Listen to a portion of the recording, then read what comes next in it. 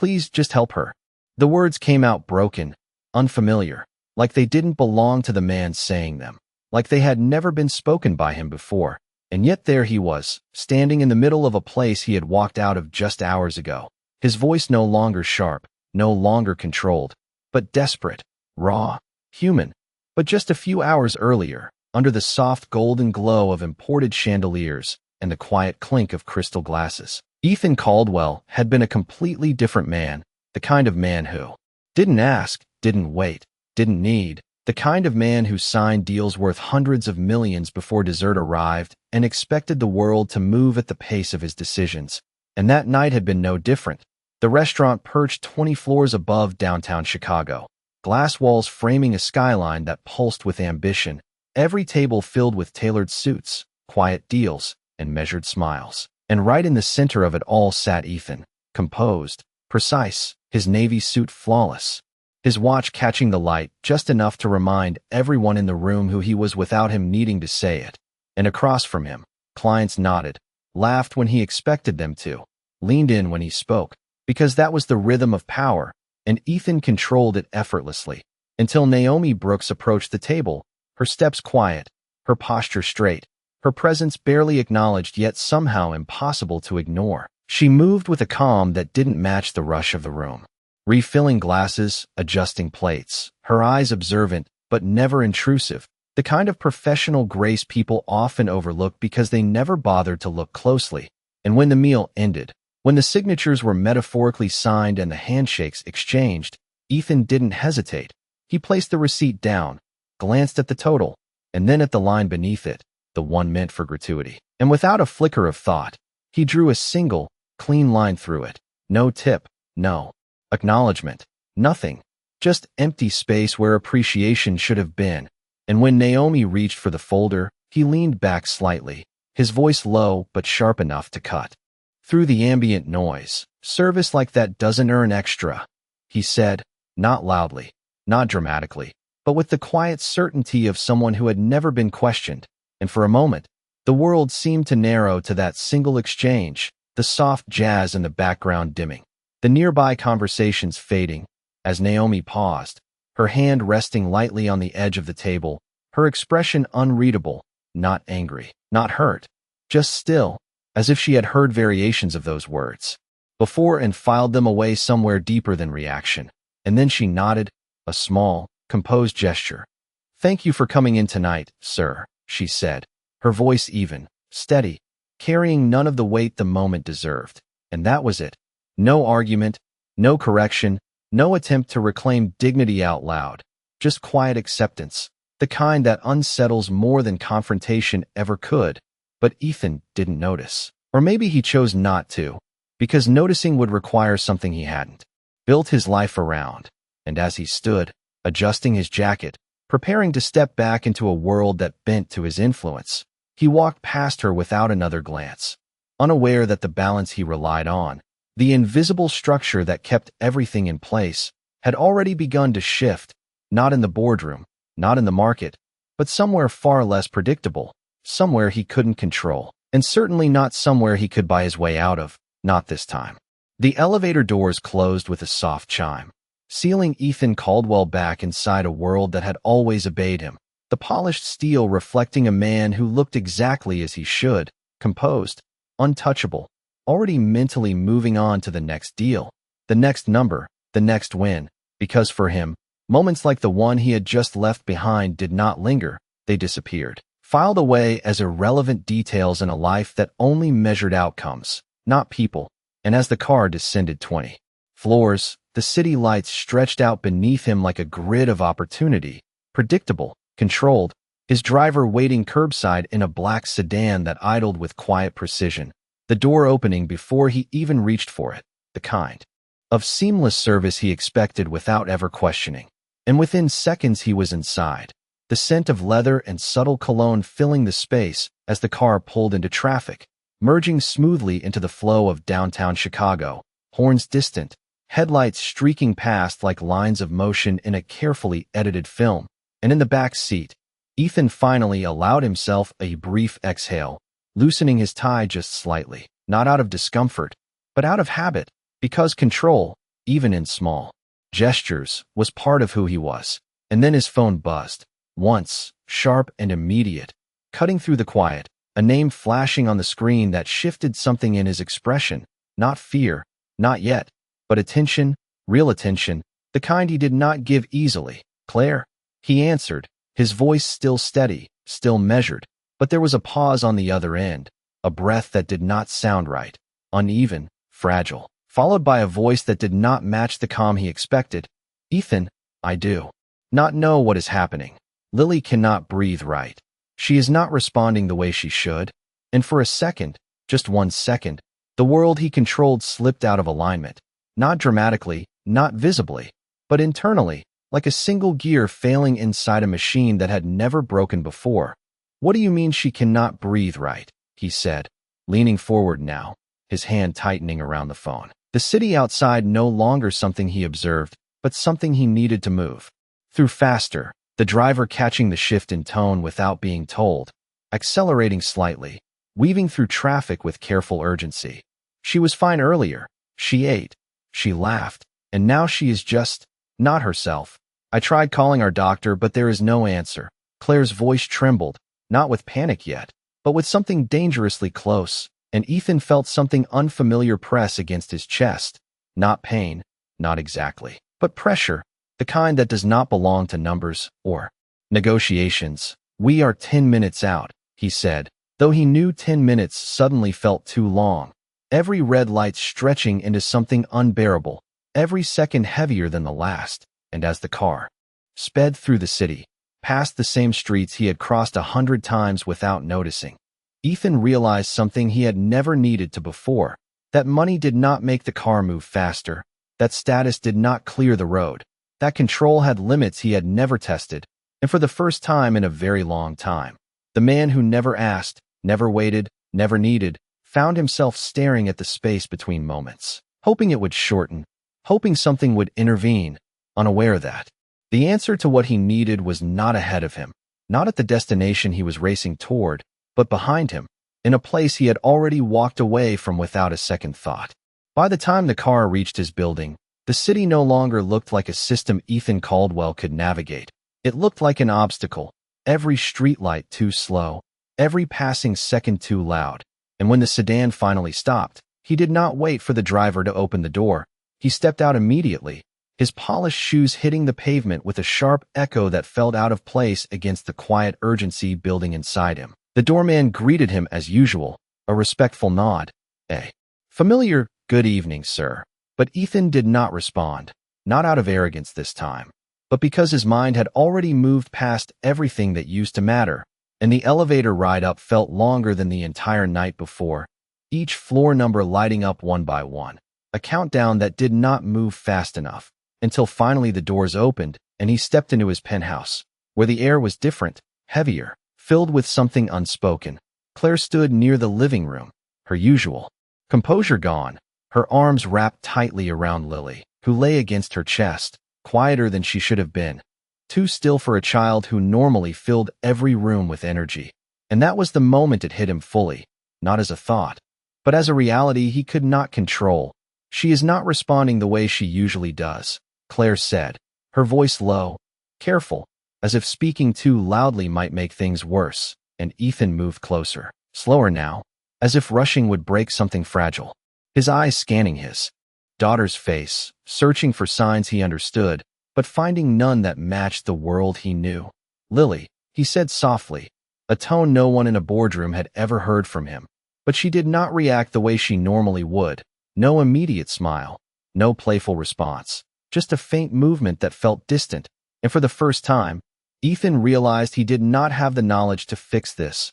No strategy, no leverage, no contract to rewrite the outcome.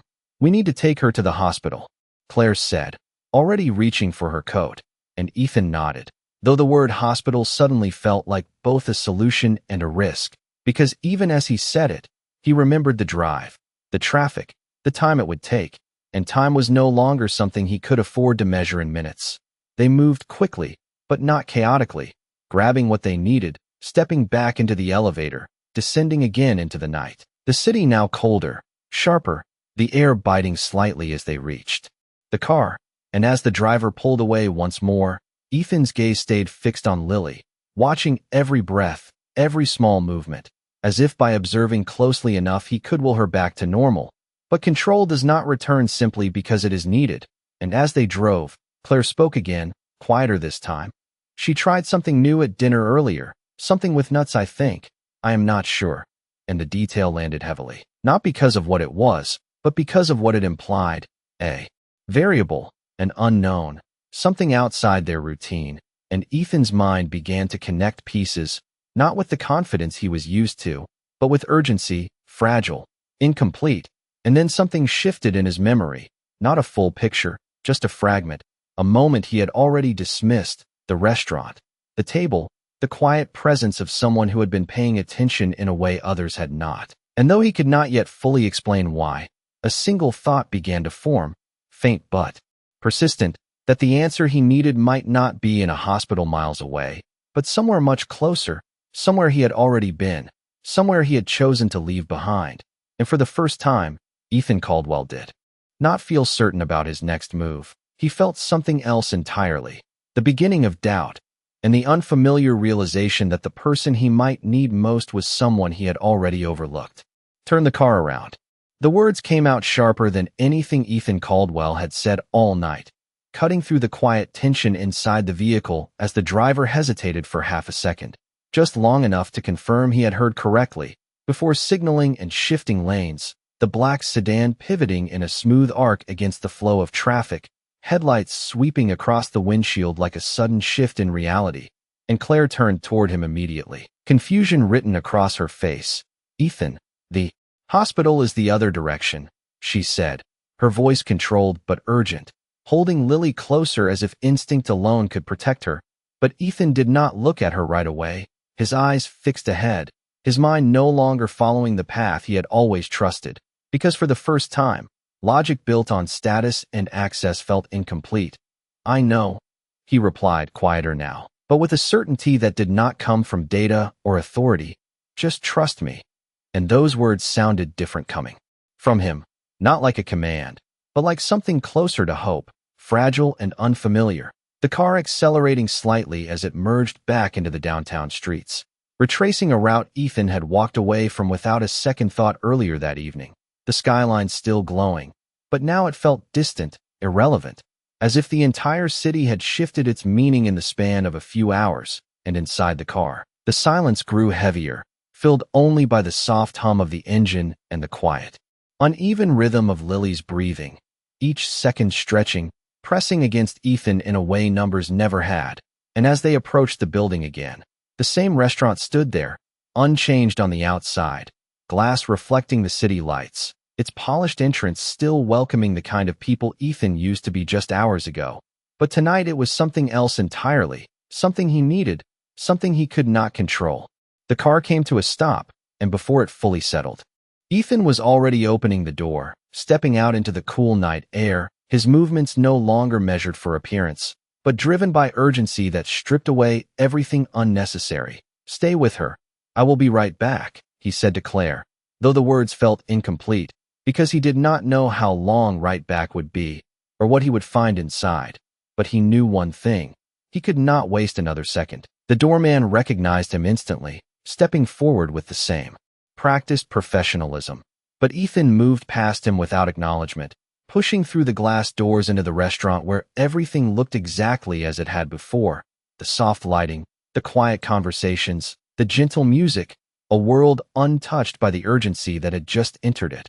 And for a moment, the contrast was almost disorienting, how everything could remain so calm when his world had shifted so completely. His eyes scanning the room quickly, not for status, not for recognition, but for one person, one presence that had barely registered earlier, but now felt like the only thing that mattered.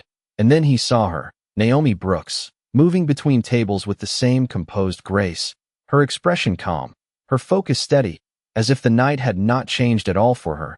And Ethan paused, just for a second, the distance between them no more than a few steps. Yet it felt larger than any boardroom he had ever walked into, because this time, he was not the one with control, and the realization settled in fully, heavy and undeniable. That the man who had dismissed her without a second thought was now standing there with nothing to offer but a request, something he had not made in years. And as he took that final step toward her, the air seemed to tighten, the noise of the room fading just enough to make space for what was about to happen. Because power, when stripped down to its core, is not about what you have, it is about what you need. And in that moment, Ethan Caldwell needed her more than anything money had ever given him. Naomi did not react immediately when Ethan Caldwell stopped in front of her, and that pause, that single breath of stillness, felt longer than any silence he had ever experienced, longer than negotiations worth millions, longer than the quiet moments before a deal closed. Because this time the silence was not his to control, it belonged to her. And for the first time in years, Ethan did not know how to fill it. His voice, when it finally came, was not polished, not measured, but uncertain. "I need your help," he said, the words simple, but carrying a weight that did not match the man who had spoken to her just hours earlier. And Naomi looked at him then, really looked at him, not at his suit, not at the presence he carried, but at his eyes, searching, assessing, as if deciding what kind of truth stood in front of her and around them. The restaurant continued its quiet rhythm, glasses clinking, low conversations weaving through the air, but their space felt separate, isolated, like a moment cut out from everything else. "My daughter," Ethan added quickly, his voice tightening. "She is not breathing right." Something changed. Suddenly, "I do not know what to do." And there it was, not a command, not an expectation, but a confession, raw and unfamiliar. And Naomi did not interrupt. She did not rush. She did not react the way most people would when confronted with urgency. Instead, she held his gaze for another second, and then another, as if measuring not just the situation, but the man himself. And in that quiet evaluation, something shifted, not outside, but within Ethan, because he understood, without her needing to say it, that this moment was not just about need. It was about who he had been just hours ago, the line he had drawn on that receipt, the words he had chosen, the way he had reduced her presence to something unworthy. And now he stood there asking for something far greater than a service. And Naomi spoke, her voice calm, steady, the same tone she had used before, but now it carried a different weight. "Where is she?" she asked. No judgment in her words, no hesitation, just clarity. And Ethan exhaled something he did not realize he had been holding. "In the car, right outside." He replied immediately, stepping back as if to lead her, but Naomi did not move yet. Instead, she reached for something. At her side, a small kit tucked discreetly into her apron, something no one had noticed before, something that did not belong to the image most people had of her role. And she turned briefly to another server, her voice low but firm. "Cover my section," she said. And the response came without question, because there was something in her tone that did not invite doubt. And then she stepped forward, past Ethan, not waiting for him to guide her, but moving with purpose, with direction, and he followed, half a step behind, a position he was not used to, but did not question, because in that moment, hierarchy had already shifted. And as they moved through the restaurant toward the exit, Ethan became aware of something he had missed before, the quiet confidence in her stride, the awareness in her movements, the way she did not rush, yet wasted no time. And outside, the night air felt sharper, the city noise louder. As they reached the car, Claire looked up immediately, her expression a mix of relief and confusion as she saw Naomi approach. And for a brief second, there was hesitation, the kind that comes from not understanding how someone fits into a moment like this. But Naomi did not pause. She stepped closer, her focus entirely on Lily, her voice soft but direct. "Hi, sweetheart. I'm going to help you." "Okay," she said. And then she looked at Claire, her tone shifting just enough to guide. "Has she eaten anything new tonight? Anything with nuts or unfamiliar ingredients?" And the question landed with precision, not guesswork, not panic, but knowledge. And Ethan felt it then, clearly, that the person he had dismissed hours ago was not standing here by chance. She was prepared, she was capable, and she was now the difference between fear and something else, something he had not felt since the moment this began: hope. Naomi's movements were precise but unhurried, the kind of calm that does not come from guesswork but from experience. And as she gently checked Lily's breathing and posture, her eyes focused, Alert, she spoke again, her voice low but clear. Claire, I need you to tell me exactly what she had tonight. Even small bites, anything different. And Claire nodded quickly, her thoughts racing. She tried a dessert, something with almonds, I think, just a few bites. And Naomi gave a small, understanding nod, not alarmed, not surprised, just confirming what she had already begun to suspect, her hand moving to the small kit she had brought, retrieving something with steady confidence, and Ethan watched closely, every motion magnified in his mind. Because this was no longer about assumptions or authority, this was about something real, something immediate, and Naomi leaned closer to Lily, her tone soft, reassuring. You are doing great, sweetheart, just stay with me, she said, her presence anchoring the moment in a way Ethan could not. And for the first time since the call, the panic that had been building inside him shifted slightly, not gone, but redirected, focused on what was being done rather than what could go wrong. And Naomi continued, guiding the situation step by step. We are going to help her through this, but we still need to get to the hospital right after. Okay, she added, glancing briefly at Ethan to ensure he understood, and he nodded immediately, his role now reduced to listening, following, trusting, something that felt foreign but necessary. And as Naomi worked, there was a quiet authority in her actions, not loud, not demanding, but undeniable. The kind of authority that comes from knowing what matters when everything else fades away. And Claire watched as well, her grip on Lily easing just slightly. As she followed Naomi's instructions, adjusting her hold, responding to each direction with careful attention, and the seconds began to change, not in length, but in weight, each one no longer stretching endlessly, but moving forward with purpose. And Ethan realized something in that shift, that control does not always come from being in charge. Sometimes it comes from knowing who to trust, and right now, everything he had was placed in the hands of someone he had dismissed without thought.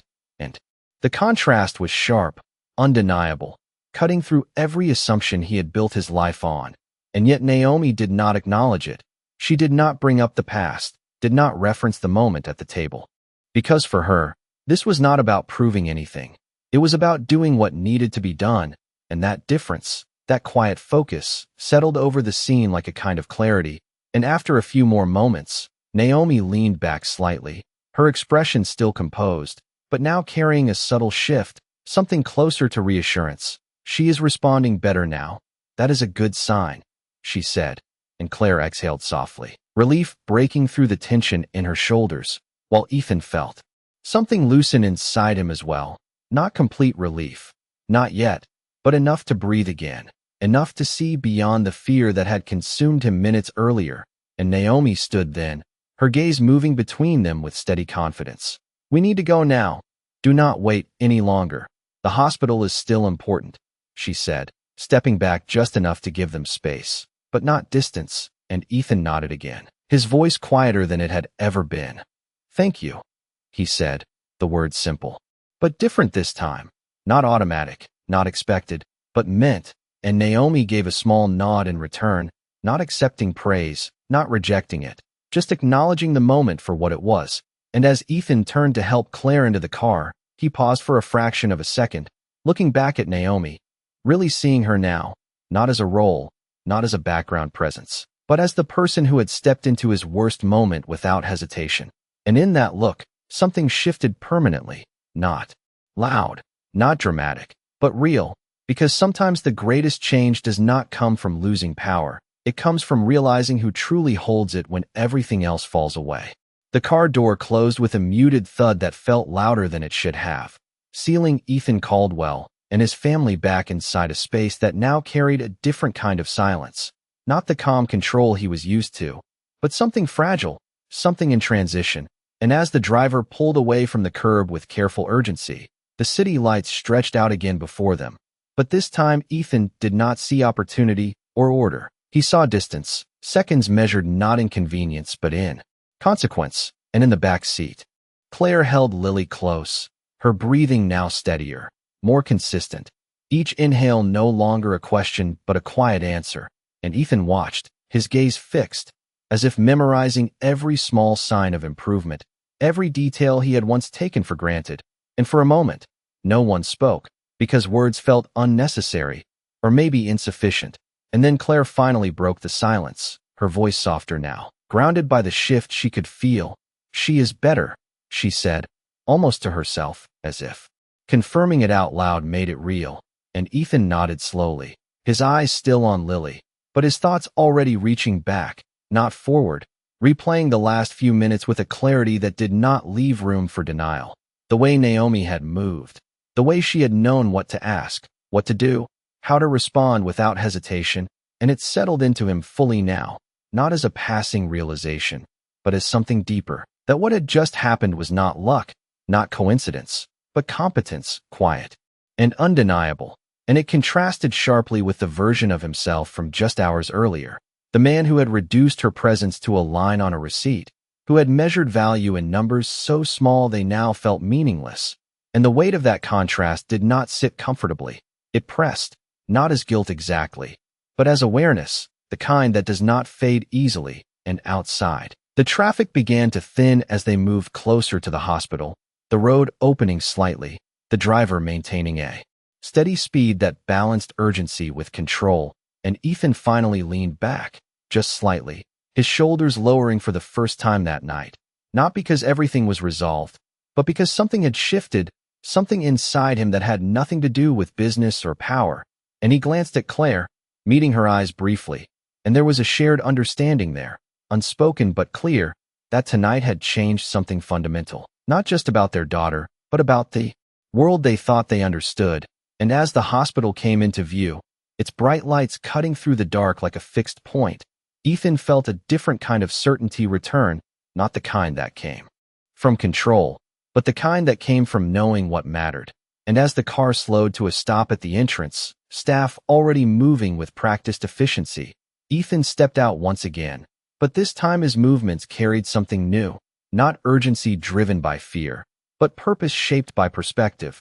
And as Claire followed with Lily in her arms, he stayed close, attentive, present in a way that did not require instruction. And yet even as they moved inside, guided by professionals who would take over from here, a part of his mind remained anchored to the moment they had just left behind, to the woman who had stepped forward when he needed it most, without hesitation, without expectation. And as the doors closed behind them, separating them from the night outside, Ethan Caldwell understood something with a clarity that could not be undone. That power had not saved him tonight. Money had not guided him. And control had not solved the problem. It had been something else entirely. Something quieter, something he had overlooked. And the realization did not come with noise or drama. It settled in quietly, like truth often does, reshaping everything from the inside out. The hospital doors slid open with a quiet rush of air.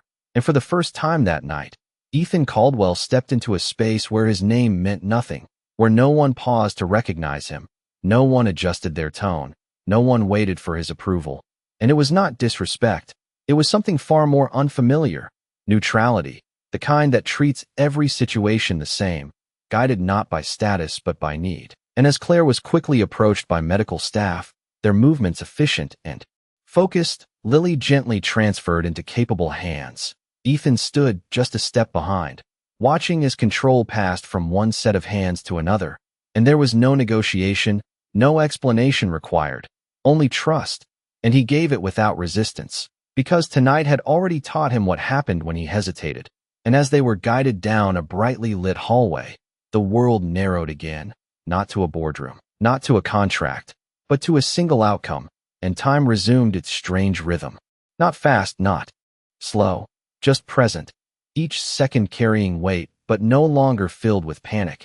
And when they finally reached a quiet waiting area, Claire sat down, her hands still slightly tense, but her breathing more even, while Ethan remained standing for a moment, as if unsure what to do when there was nothing left to control. And then he sat beside her, the distance between them small, but the silence larger, filled with everything they had not yet said. And after a moment, Claire looked at him, her voice soft but clear. "You knew what to do," she said, not as praise, but as recognition. And Ethan shook his head slightly, his gaze dropping for a second before returning. "No," he replied, his voice quieter than usual, more honest than he was used to being. "I did not know what to do. I just knew who might." and that distinction settled between them, not heavy, but real, and Claire nodded slowly, understanding more from what he did not say than what he did. And as the minutes passed, the steady hum of the hospital surrounding them, Ethan found his thoughts returning again, not forward, not to what came next, but back to the restaurant, to the moment that now felt like a turning point he had not recognized at the time, and the image of Naomi standing there, composed, focused, present, replayed with clarity, not exaggerated, not idealized, just accurate. And with it came something else, a realization that did not arrive all at once, but unfolded quietly, that the way he had seen her before had never been complete. It had been filtered, reduced, shaped by assumptions he had never questioned, and now those assumptions no longer held. They had been replaced by something more grounded, more real, and for a man who built his life on accurate assessments, that shift mattered. And as he sat there, hands resting loosely together, he became aware of something else, something that had not been part of his world for a long time. Humility, not as weakness, but as clarity, the ability to see without distortion, to recognize value without needing it to fit a certain form. And it did not come with discomfort. It came with a kind of quiet understanding, the kind that does not demand attention but changes direction. And when a nurse finally approached, offering an update, confirming that Lily was stable and responding well, that the immediate concern had passed, the relief that followed was steady, not overwhelming, but deep, rooted, and Ethan nodded, thanking her sincerely, the words carrying weight this time, not because they were expected, but because they were meant. And as he leaned back slightly, exhaling a breath that felt like it had been held for hours, he realized something with a certainty that did not need to be spoken aloud, that tonight had not just been about a moment of crisis, it had been about a shift, a realignment of what mattered. And though the situation was not fully over, though there were still answers to receive and steps to follow, one thing had already changed completely, the way he saw the world, and more importantly, the way he saw the people within it. Time in the waiting room did not move the way Ethan Caldwell expected it to. It did not follow schedules or projections or the clean precision he had built his life around. It stretched and folded in quiet, uneven waves, marked not by minutes, but by thoughts. And as he sat there beside Claire, the steady rhythm of hospital activity continuing around them, he found himself replaying the night again, not as a sequence of events, but as a contrast, two versions of himself existing only hours apart. One seated at a polished table measuring value in numbers and expectations, the other standing outside in the cold asking for help with nothing but urgency and truth. And the difference between those two men was not subtle, it was absolute, and it forced him to confront something he had never needed to before, that success, as he had defined it, had left gaps, blind spots he had never considered because nothing had required him to, until now. And across from him, a television mounted high on the wall played quietly, muted captions scrolling through news updates no one in the room seemed to follow, because here, information did not matter unless it was personal, unless it affected someone you loved, and Ethan understood that now in a way that did not need explanation. And Claire shifted slightly beside him, her shoulders relaxing just enough to signal that the tension had eased, though not disappeared, and she glanced at him again, studying him with a softness that carried both relief and curiosity, as if she was seeing something new in him, something she had not fully witnessed before.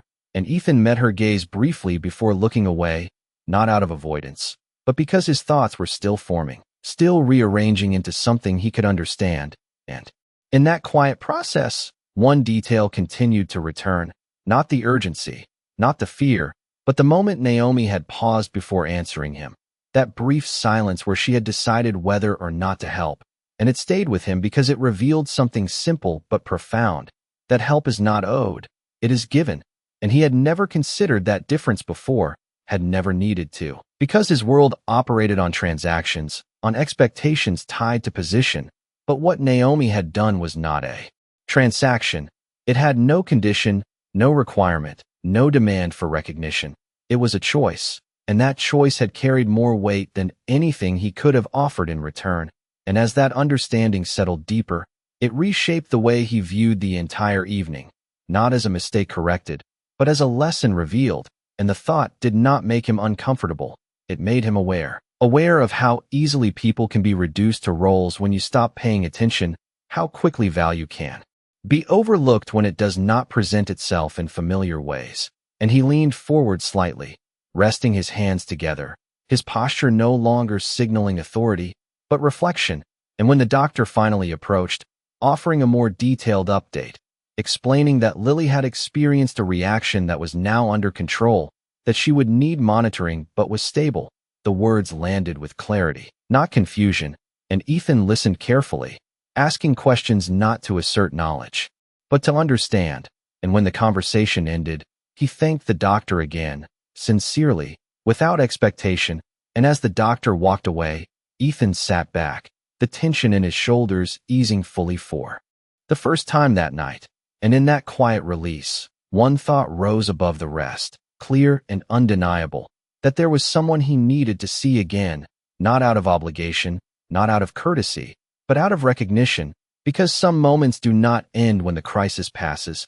They continue, shaping what comes next, and Ethan Caldwell knew, with a certainty that did not require urgency, that this was one of those moments. The night had not ended when the doctor walked away. It had only changed shape, shifting from urgency into something quieter, something that demanded a different kind of attention. And Ethan Caldwell remained seated for a moment longer, his hands resting loosely together, his posture no longer rigid but grounded, as if the weight of everything that had happened had settled into a form he could finally understand. And then he stood, not abruptly, not driven by panic, but with intention, the kind that comes after clarity. And Claire looked up at him, her expression soft but questioning. "Where are you going?" she asked gently, and Ethan met her gaze, not avoiding, not deflecting. "I will be right back," he said, the same words he had used earlier that night. But now they carried a different meaning, not uncertainty, but purpose, and Claire studied him for a second before nodding, trusting something she could not fully explain but could clearly feel. And as Ethan turned and walked down the hallway, the bright lights no longer felt harsh. They felt steady, guiding rather than overwhelming, and each step he took was not rushed, not hesitant, but deliberate, because he knew exactly where he was going. Even if the distance was more than physical, and outside the hospital, the air had cooled further, the city quieter now, late enough that the rhythm had slowed, traffic thinner. The constant motion softened into something almost reflective, and the same black sedan waited where it had been, the driver stepping forward immediately. But this time Ethan raised a hand slightly, not to command, but to pause. "Take me back," he said simply, and the driver nodded without question, opening the door as Ethan stepped inside once more, the interior familiar, but the man sitting in it no longer the same.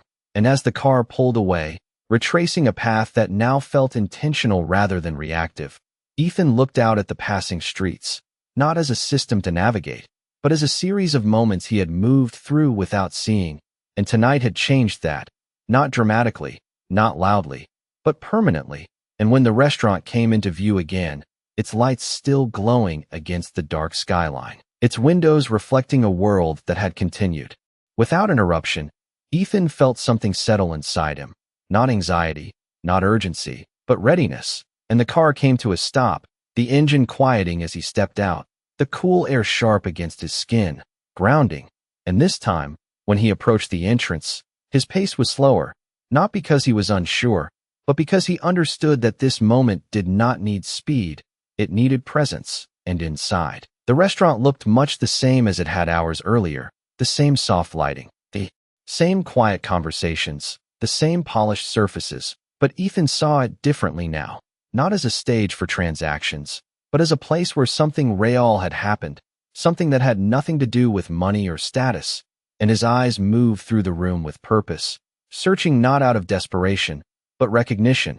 And when he found her, Naomi Brooks, still moving with that same quiet confidence, still composed, still focused, he did not hesitate, but he did not rush either, because this time, the distance between them was not defined by urgency. It was defined by understanding. And as he stepped closer, stopping just within her view, he waited, not demanding attention, not interrupting, but allowing the moment to meet him where it was. And when Naomi finally looked up, meeting his eyes again, the space between them felt different, not tense, not uncertain, but honest, and Ethan spoke, his voice steady, but softer than it had ever been before. "She is going to be okay," he said, the words simple, but carrying everything that had changed. And then, after a brief pause, one that held no pressure but all the meaning in the world, he added, "Thank you for everything." And in that moment, there was no transaction, no expectation, no balance to settle, just recognition, clear and complete. And Naomi held his gaze for a second longer before giving a small nod, not dismissing, not elevating, simply acknowledging what had been said. And something about that response, that quiet acceptance without need for more, told Ethan something he would not forget. That respect, when it is real, does not need to be negotiated. It is simply given, and for the first time in a long time, Ethan Caldwell understood exactly what that meant. Naomi did not return to her routine immediately after Ethan spoke, and that subtle shift, that pause in her otherwise steady rhythm, marked something that neither of them needed to name. She simply studied him for a brief moment longer, not with suspicion, not with admiration, but with quiet recognition, as if she were measuring the difference between the man who had sat at her table hours ago and the one now standing in front of her. And the contrast did not need explanation. It was visible in the way he held himself, in the absence of urgency, in the presence of something more grounded, more aware. And when she finally spoke, her voice remained calm, unchanged in tone. "I am glad she is okay," she said. Simple words, but they carried sincerity without performance. And Ethan nodded, not interrupting, not adding anything immediately, because for once, he understood that not every moment required him to fill the space. And around them, the restaurant continued its quiet flow, but something about their exchange remained separate, untouched by the usual rhythm. And after a second, Naomi turned slightly, reaching for a nearby table, adjusting a glass with the same care she had shown earlier, as if returning to her work without making a statement. And that in itself said something. Something Ethan recognized clearly now, that what she had done outside had not changed who she was inside. There was no shift in posture, no expectation of acknowledgement, no subtle demand for recognition. She had stepped into a moment, done what was needed, and stepped back out without altering her place. And that quiet consistency carried more weight than any reaction could have. And Ethan exhaled slowly, the realization settling deeper, because it revealed something he had not understood before. That true strength does not need to announce itself. It simply exists, steady and present. And he glanced briefly at the table where he had been seated earlier. The same polished surface, the same setting, unchanged except for the absence of the man who had occupied it with certainty. And now, standing here, he saw it differently, not as a place of control, but as a moment he had misjudged. And he reached into his jacket pocket, not with urgency, not as a correction to be rushed, but as a deliberate action. And he placed something on the table quietly, not drawing attention, not making a statement, just leaving it there. And Naomi noticed the movement, her eyes shifting briefly, but she did not step toward it, did not react immediately, because she understood something as well, that not everything needs to be accepted in the moment it is offered. And Ethan looked at her once more, not expecting a response, not waiting for acknowledgement, because that was no longer the point. And when he spoke again, his voice carried something new, not authority, not control, but clarity. "I was wrong earlier," he said, the words direct, unguarded, without qualification, and they did not hang heavily in the air. They settled, steady and real. And Naomi met his gaze, her expression unchanged but her attention fully present. And after a brief pause, she nodded once, a small, measured acknowledgement that did not amplify the moment, but did not diminish it either, simply accepting it for what it was. And Ethan felt something shift in that response. Not relief, not validation, but alignment. The kind that comes when words match truth without needing to be expanded. And for a moment, neither of them spoke. The silence between them no longer uncertain, no longer weighted, but balanced. And then Naomi turned back to her work fully, continuing her movement through the room with the same calm precision, while Ethan remained standing for just a second longer, taking in the moment, not as something to hold on to, but as something that had already done its work, and when he finally stepped back, moving toward the exit once more, his pace was steady, his posture unchanged. But the man walking out of that restaurant was no longer the same one who had walked in earlier that night, because something quiet but permanent had shifted, not in the world around him, but in the way he chose to see it. The door closed behind Ethan Caldwell with a soft click that barely registered against the quiet shift happening inside him. And as he stepped back onto the sidewalk, the night air felt different, not colder, not warmer, just clearer, as if something that had been clouding his perspective for years had finally lifted, and the city stretched out around him in its usual rhythm, distant traffic, scattered voices, the low hum of a place that never fully sleeps, but for the first time in a long time. Ethan was not thinking about what came next in terms of deals or decisions. He was thinking about what had already happened, replaying it not as a mistake to correct, but as a moment that had revealed something real, something he could not ignore. And as the car door opened, and he stepped inside once again, the leather seat familiar beneath him, the interior unchanged, he realized that comfort, the kind he had always relied on, no longer held the same meaning, because comfort without awareness had left him blind to things that mattered, and the car began to move, smooth and controlled, the driver following the route back to the hospital without needing instruction, and Ethan leaned back slightly, his gaze moving across the passing lights, not analyzing, not calculating, just observing. And that simple shift felt more significant than any strategic decision he had made that day. And when the hospital came back into view, its bright entrance cutting through the darkness like a steady point of return, Ethan stepped out once more, his pace measured, his presence grounded, and inside, the familiar hallway greeted him again, the quiet efficiency of the staff, the steady rhythm of a place built on care rather than control. And when he reached the waiting area, Claire looked up immediately, her expression softening when she saw him. Not questioning where he had gone, but understanding that something had changed, something she could see without needing explanation. "She is resting now," Claire said quietly, and Ethan nodded, a small, genuine acknowledgement, before sitting beside her again, the distance between them no longer filled with tension, but with something calmer, more connected. And as they sat together in that shared quiet, Ethan allowed himself to simply be present, not planning, not anticipating, just there, and in that stillness, he understood something with a clarity that did not require words, that the night had not taken anything from him. It had given him something, something he had not realized he was missing, perspective, and not the kind that fades with time, but the kind that stays, that reshapes decisions, that changes how you see people, how you measure value, how you respond when moments like this come again. And as he glanced down the hallway where his daughter was being cared for, a steady sense of gratitude settled in, not just for the outcome, but for the path that had led him there. Unexpected, uncomfortable, but necessary, and he knew, without needing to say it out loud, that this would not be the last time he thought about Naomi Brooks, not as a memory of a single night, but as a reminder, a constant, of what it means to truly see someone. And as the hours moved forward, quieter now, more stable, Ethan Caldwell sat in that space between what he had been and what he was becoming, not rushing the change, not resisting it, simply allowing it to take shape, because some lessons are not meant to be finished, they are meant to continue, shaping every moment that follows. Morning arrived slowly, not with urgency, not with alarms or rushing footsteps, but with a quiet shift in light that filtered through the hospital windows, soft and steady, the kind of light that does not demand attention but changes everything it touches, and Ethan Caldwell noticed it before he noticed the time, his eyes opening not to a schedule, not to a notification, but to the simple presence of a new day. And for a moment, he remained still, seated beside Claire in the same waiting area, where the night had unfolded, his posture relaxed in a way that would have felt unfamiliar just 24 hours earlier.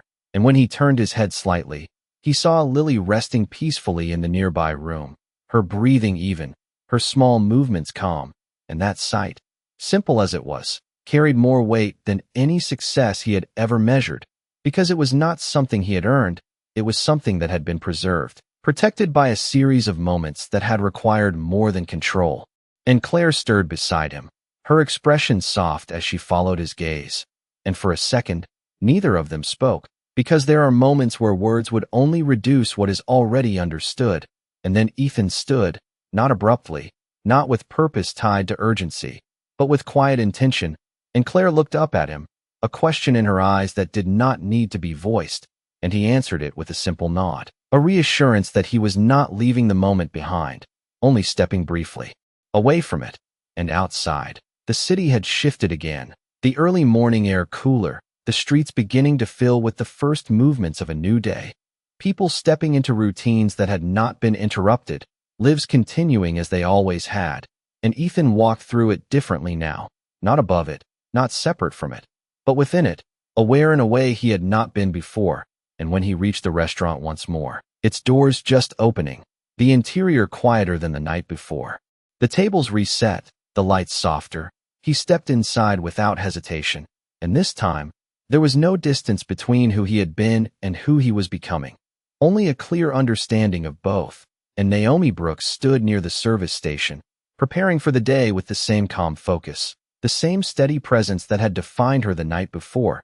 And when she looked up and saw him, there was no surprise, no question, just recognition. And Ethan approached, stopping at a respectful distance, not imposing, not assuming. And for a moment, they simply stood there, two people connected not by transaction, but by something far more meaningful. And Ethan spoke, his voice steady, grounded. "I came back to say something I should have said the first time," he said. And Naomi listened, her attention quiet but complete.